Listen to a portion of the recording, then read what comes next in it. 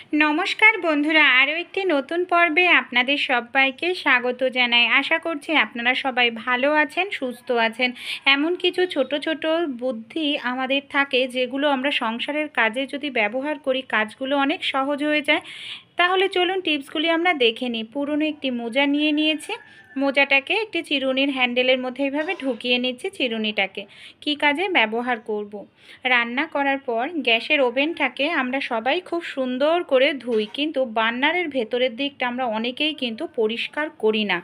আর এই জায়গাটায় তেল ময়লা পড়ে, তরকারি রান্না করার সময়, রুটি করার সময় আটা পড়ে, যার ফলে গ্যাসের আগুনটা অনেক সময় লাল হয়ে যায়, আগুনটা ঠিকঠাক মতো বের হতে পারে না। মোজা দিয়ে যদি এইভাবে পরিষ্কার করি, তেল নোংরা থাকলে মোজাটা কিন্তু খুব সহজেই সেই তেল নোংরাগুলোকে অ্যাবজর্ব করে নেবে। এমনকি আমাদের গ্যাসের বার্নারের ভেতরের দিকটা পরিষ্কার পরিচ্ছন্ন থাকবে, গ্যাসটা বের হতে অসুবিধা হবে না, আর আগুনটাও কিন্তু কখনোই লাল হবে না। ছোট্ট টিপসটি ভালো লাগলে অ্যাপ্লাই করবেন। আমরা যারা চশমা পরি, অনেক সময় দোকানে কিছু কিনতে গেলে চশমা নিতে ভুলে যাই।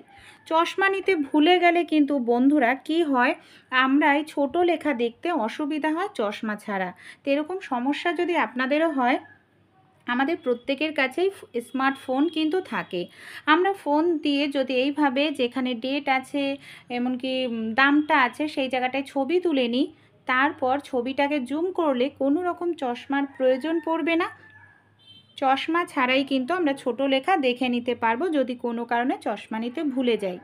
ভালো লাগলে অবশ্যই অ্যাপ্লাই করবেন।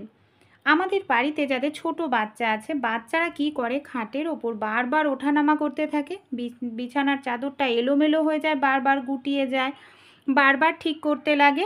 আমরা কিন্তু বাচ্চাদের অনেক সময় বকাঝকাও করি। তাই ছোট্ট একটি কাজ করবেন। বিছানার চাদরের চারিদিকে আপনারা কি করবেন, 4টে গিঁট বেঁধে দেবেন। এইভাবে 4টে গিঁট দিয়ে দেবেন। তারপর বিছানার চাদরটাকে এইভাবে দেখুন, আমাদের যে গদি আছে না, গদির নিচের যে প্লাস্টিকটা, এইভাবে আটকে দেবেন গিঁটটা।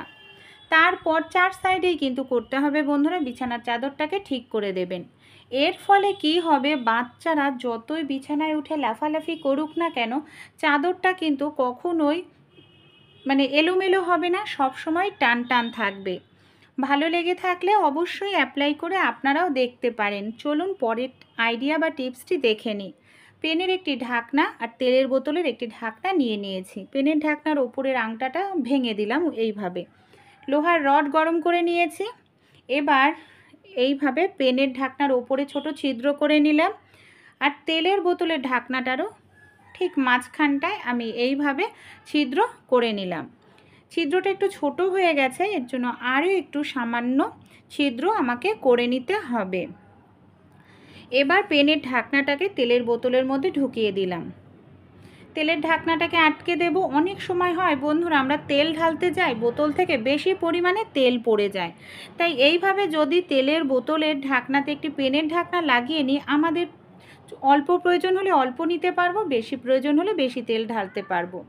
এরকম অনেক চুড়ি থাকে আমাদের বাড়িতে, যেগুলো চুড়িগুলোর কিন্তু কালারটা নষ্ট হয়ে যায়। তাই চুড়িগুলোতে আমরা জামা কাপড় রাখতে পারি। কিভাবে জামা কাপড় রাখতে পারি, অনেক সময় হয় আলমারিতে শাড়ি জামা কাপড়ে পুরো ভরে যায়, রাখার জায়গা থাকে না।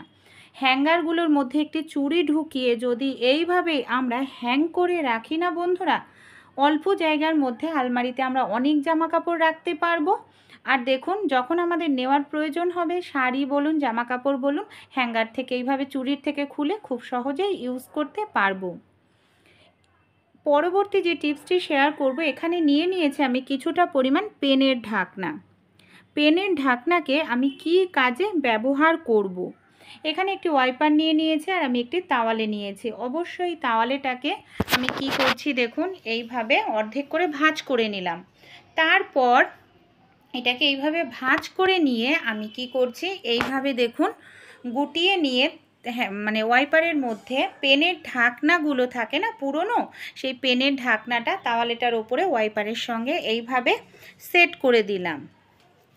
দুপাশেই লাগিয়ে দিচ্ছি, এর ফলে ওয়াইপারের সঙ্গে টাইট হয়ে আটকে থাকবে আমাদের তাওয়ালে। এবার আমি জল দিয়ে এটাকে ভিজিয়ে নিয়েছি। বন্ধুরা দেখুন কত সহজেই আমরা ঘরটাকে মুছে নিতে পারছি।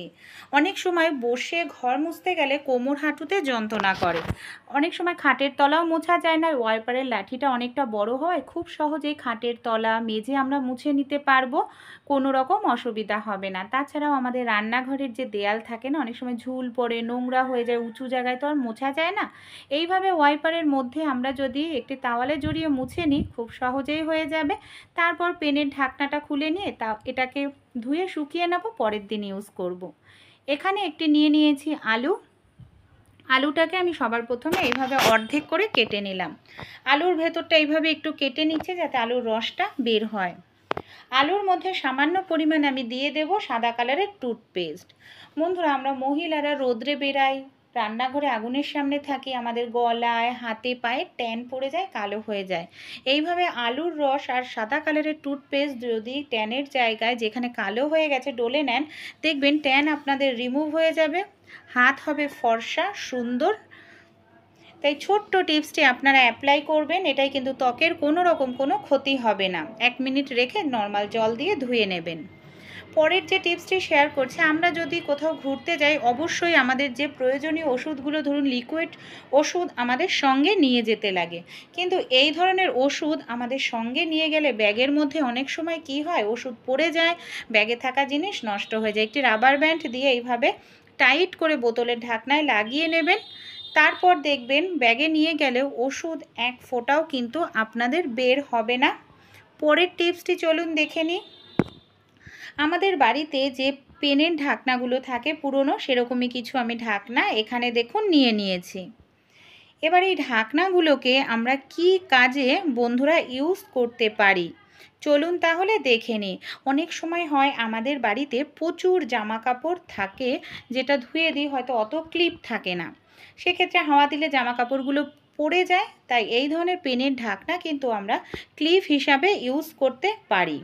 কিভাবে এগুলোকে আমরা ক্লিপ হিসাবে, দেখুন যেরকমভাবে আমরা ক্লিপ লাগাই সেরকমভাবেই আমি কিন্তু দেখুন এইভাবে লাগিয়ে দিচ্ছি। এর ফলে ক্লিপের কাজ করবে, আমাদের এক্সট্রা ক্লিপ কেনার প্রয়োজন পড়বে না। আর জামা কাপড়গুলোও কিন্তু হাওয়া দিলে কোনোভাবেই পড়ে যাওয়ার সম্ভাবনা থাকবে না। ভালো লেগে থাকলে অ্যাপ্লাই করে দেখবেন। আমাদের বাড়িতে যে চা ছাঁকনিগুলো থাকে না, অনেক সময় চা ছাঁকনিটা এতটাই নোংরা হয়ে যায়, কালো হয়ে যায়, দেখতে কিন্তু ভীষণ বাজে লাগে। তাই এই ধরনের চা ছাঁকনি কিভাবে পরিষ্কার করব, গ্যাসের ওপর কয়েক সেকেন্ড একটু চা ছাঁকনিটাকে ধরবেন, দেখবেন নোংরাগুলো খুব সহজেই পুড়ে যাবে, এমনকি চা ছাঁকনি আপনাদের নতুনের মতো হয়ে যাবে। গ্যাসটা বন্ধ করে দেবেন, তারপর চা ছাঁকনিটাকে খুব ভালো করে এইভাবে ঠান্ডা করে নেবেন। ঠান্ডা হওয়ার পর একটু বাড়িয়ে দেবেন, দেখবেন নোংরাগুলো যে পুড়ে গেছিলো না, খুব সহজেই দেখবেন পোড়া নোংরাটা বের হয়ে যাবে। তারপর একটি পুরনো টুথব্রাশ দিয়ে এইভাবে একটু ডলে নেবেন নর্মালভাবে, একটু ডলে নিলেই কিন্তু নোংরাটা সব উঠে যাবে। জল দিয়ে আমি আপনাদের ধুয়ে দেখাচ্ছি। ভালো লেগে থাকলে টিপসগুলো আমাকে সাপোর্ট করে পাশে